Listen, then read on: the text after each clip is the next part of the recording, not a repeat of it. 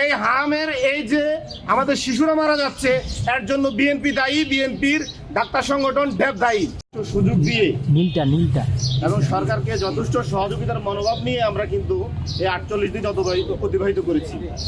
কিন্তু আমরা অত্যন্ত দুঃখের সাথে লক্ষ্য করছি যে এই সরকার 51% ম্যান্ডেট নিয়ে নিজেদেরকে বৈধ মনে করে আমাদের বৈধ শাসক হিসেবে তারা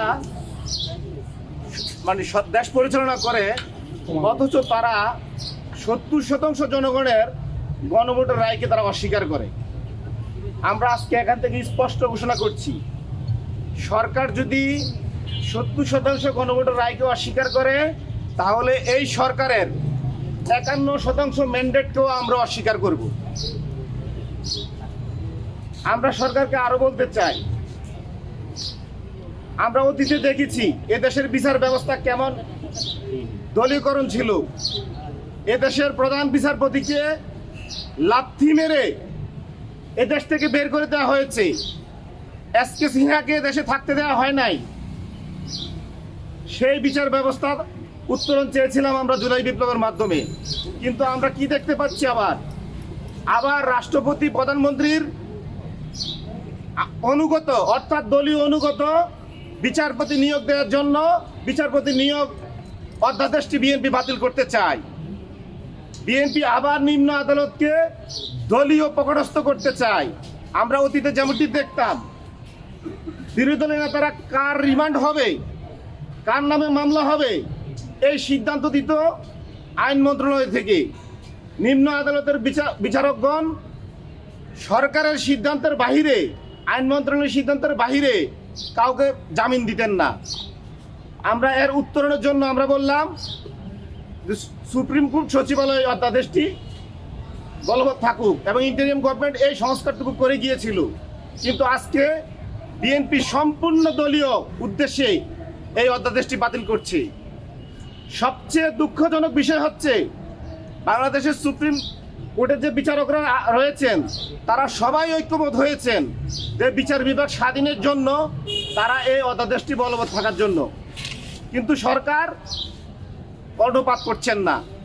আমরা সরকারকে বলতে চাই, আমরা ফ্যাসিবাদী শাসক শেখ হাসিনাকে পরিবর্তন করেছি, কিন্তু আমরা কখনো বলি নাই শুধুমাত্র একজন ফ্যাসিবাদী শাসককে পরিবর্তন করে ফ্যাসিবাদী কাঠামোকে আমরা বহাল রাখব।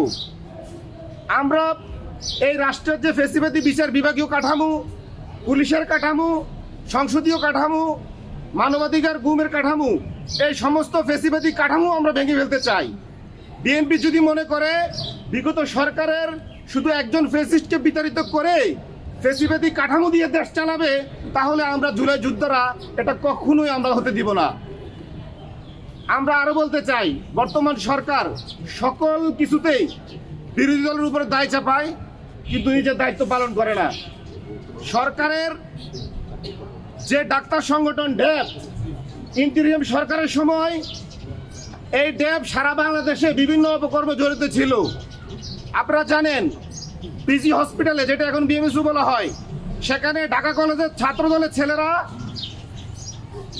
হোস্টেল দখল করে রেখেছে, অথচ ওই ড্যাবের নেতারা হামের টিকা নিয়ে তখনও সরব ছিল না।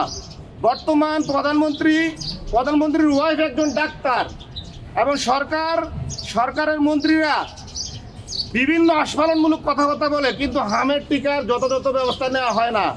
এই দায়টুকু বিরোধী দলের উপর চাপিয়ে দেয়। আমরা এর তীব্র নিন্দা এবং ধিক্কার জানাই। আমরা মনে করি তারেক রহমান সাহেব, উনি তো রাষ্ট্র মেরামতের জন্য 31 দফা দিয়েছিলেন। উনি কি জানতেন না এই হামের সমস্যা হবে? উনি তো 2 বছর ধরে রাষ্ট্রের সাথে কোনো না কোনোভাবে জড়িত।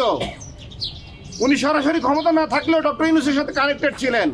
এই হামের এই যে আমাদের শিশুরা মারা যাচ্ছে এর জন্য বিএনপি দায়ী, বিএনপির ডাক্তার সংগঠন ড্যাব দায়ী। আমরা আরো বলতে চাই, আজকে জ্বালানি সংকটে বাংলাদেশের মানুষের দুর্বিষহ জীবনযাপন করছে। সরকার এক মুখে বলছে দেশে কোনো জ্বালানি ঘাটতি নাই, পার্লামেন্টে তারা আস্ফালন দেখাচ্ছে। অপরদিকে আমরা রাস্তায় দেখতে পাচ্ছি আমাদের যানবাহনের সারি, 12 ঘন্টা 13 ঘন্টাও জ্বালানি পাওয়া যাচ্ছে না। ইভেন সরকার বিকল্প জ্বালানি তৈরি করছে না, নবায়নযোগ্য জ্বালানির দিকে যাচ্ছে না। সরকার স্কুল বন্ধ করে দিচ্ছে, ইউনিভার্সিটি বন্ধ করে দিচ্ছে, সরকারি প্রতিষ্ঠান বন্ধ করে দিচ্ছে। অথচ আমরা বারবার বলেছি এই সমস্ত সরকারি প্রতিষ্ঠানে নবায়নযোগ্য জ্বালানি সোলার প্যানেল দিয়ে পুরোপুরি জ্বালানি সংকট নিরসন না করা গেলেও অর্ধেক জ্বালানি সংকট অর্থাৎ 5 থেকে 7,000 মেগাওয়াট বিদ্যুৎ আমরা উৎপাদন করতে পারি। সরকার ওদিকে যাচ্ছে না। সরকার গ্যাস, ডিজেল এবং পেট্রোল এবং কয়লা ভিত্তিক যে জ্বালানি, ওই যে জ্বালানিতে সরকার কমিশন খেতে পারে, লুটপাট করতে পারে, ওই ব্যবস্থাটি টিকে রাখতে চায়।